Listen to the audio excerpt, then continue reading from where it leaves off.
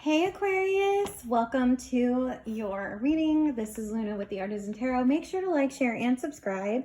And Aquarius, this is for your Fae blessings for this week, but I did just want to go ahead and let you know I am on my Patreon only for a select tier doing the Isis Oracle deck, going into rites, rituals, spellcasting abilities and concepts, where we're going to talk about unconditional love and how this can manifest through grounding your fairy blessings and really enhancing them.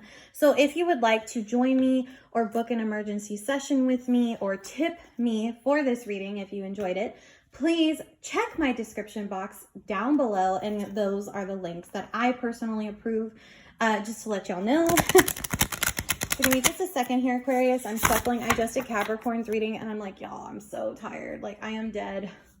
I'm dead tired, but it's just because like I'm doing all of these readings back to back, and I will be doing a full moon reading too.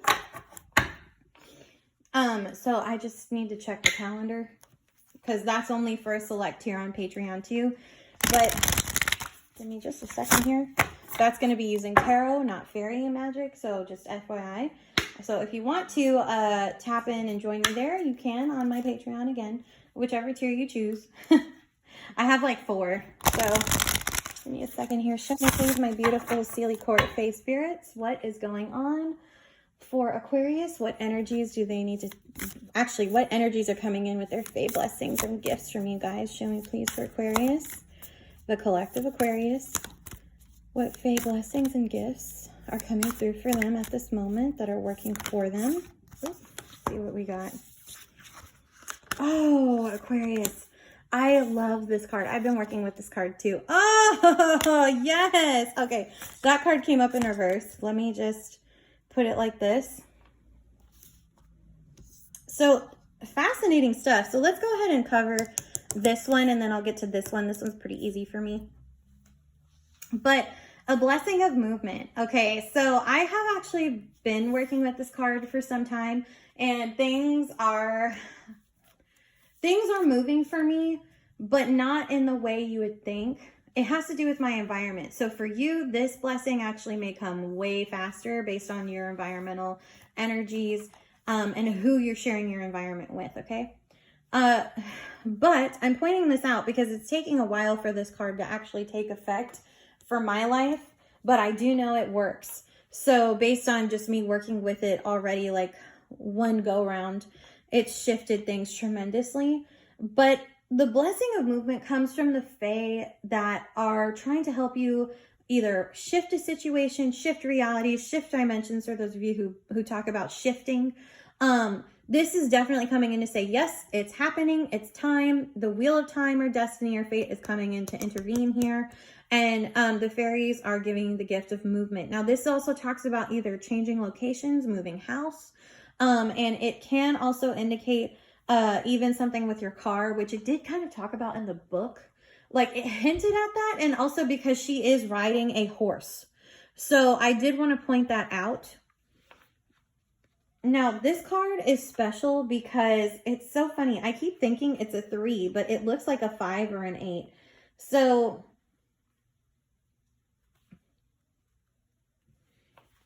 this is also about free flow and flowing liberty and moving through the world. Okay, so, and also this has to do with deciding of your own direction. Now, I'm going to go ahead and let you know that when I did work with this card, it came in very quickly, but this card is going to last me a while. So, because I have a lot of shifting and moving and the things that I have to do. Now, depending on what that means for you and what you're facing in your everyday life, it might change the meaning just a little bit. So the thing is with this card, you have to let the fairies offer you the gift of movement, because it's about taking the stagnation out of your life. Hold on, I got to get my water, y'all. And it's going to shift the stagnation out of your life. Speak of stagnation, I'll be right back. Aquarius, I'm back. I had to have a nap and go refresh and recharge and share my space. So now I'm back to doing your session. So, okay, Aquarius, I just wanted to go ahead and make sure that this is also a card of clearing with the blessing of movement.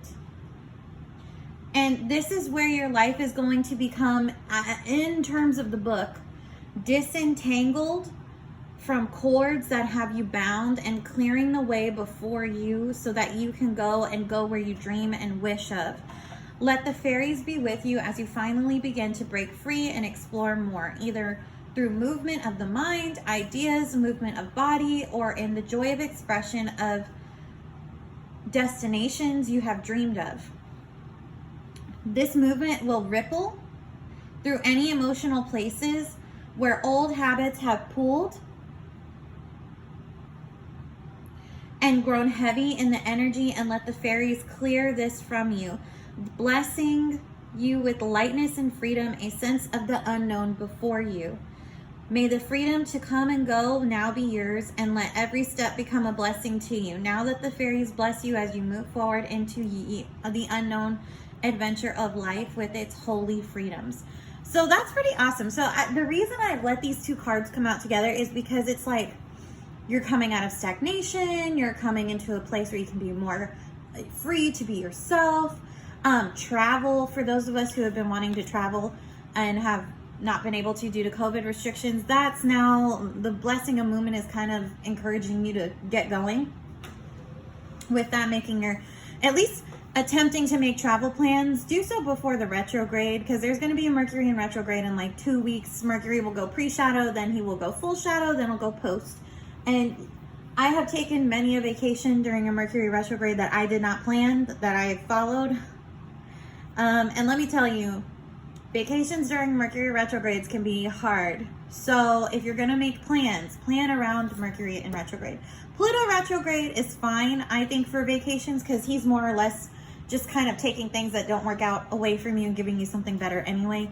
But for people who are considering long-term travel or considering moving like country to country, make sure you get all that settled or start that process before the retrograde. And then when the retrograde hits, we're going to go over it, but I always tell people to kind of get those preparations in place before Mercury goes indirect, because you're just going to have to go with the flow at that point. So if you can get the ball rolling on your end, it's easier to do so now than later. And the next thing is we have the blessing of the Beltane dew. Now this actually is a card of soul rejuvenation, inside out, inner beauty matching outer beauty. And this also talks about Beltane. Now this is a card that when it first ever appeared on the channel appeared for Taurus, and is giving me very much Taurus vibes, because Beltane actually does take place during Taurus's birthday season. Now Aquarius, for you, that's at least your 4th house. And I say at least because, let's see, we got you, we got Pisces, Aries, Taurus. Yeah, so it's your 4th house, friends and family. Sorry guys, it's not just about family. It's more or less about how you connect with your community. But this is also, Taurus is a card of security. It is the first Venus ruled sign. So it is fixed in nature. And your friends group may have seen it is fixed in nature over the last couple of years. And with Uranus there kind of dipping in and out the last 3 years, I'm sure things have been a little unstable in your friends group and community life. And Beltane's coming in to kind of recreate that area of your life. And Beltane actually does take place in May during, like I said, Taurus season. But what is Beltane? Beltane is actually the fairy mating ritual. Like, it's a ritual season that they know that they mate. So for most people who don't work with fae beings, now you know that is their sacred time. Beltane is usually a really highly charged energy too. It's not just sexual, it's more passionate and sensual. But for fae, it's different for them because they work in factions. And this also talks about, like, it's interesting because this card, even though she's not naked, it looks like she is. She has bark all over herself. But the blessings of the Beltane dew from the book talked about how, like, in the ancient days, people would, would roll around naked in, like, the Beltane dew because it was powerful, it was soul renewing. I don't recommend doing that in public unless you're okay with that. That's your prerogative. I don't recommend that. What I do recommend is doing a bath or shower ritual. One that's mainly done on a Friday, one for beauty, because the thing is beauty isn't just about outside. It's about what's inside. And most people don't learn that. You know, they think, you know, ugliness and beauty are only reflections of the outer, when really they're the reflections of inner and outer. So it goes both ways, right? So with this, you can get this soul renewal coming in, and we're going to recharge you to either attract better friends. And I would say if your friends group has been really tough and you're the sign that has to deal with friends and social settings and how we deal with our friends and social lives, what the public views as like in our social life, like it's also a sign of spirituality and new age too. A take on religion, if you will. That's why the new age is so powerful when it's the age of Aquarius. It's a big deal. But for you in your 4th house, I feel like whatever you're moving away from, Beltane, this is going to go on till May. This is definitely, and Beltane is going to take place during a retrograde this year.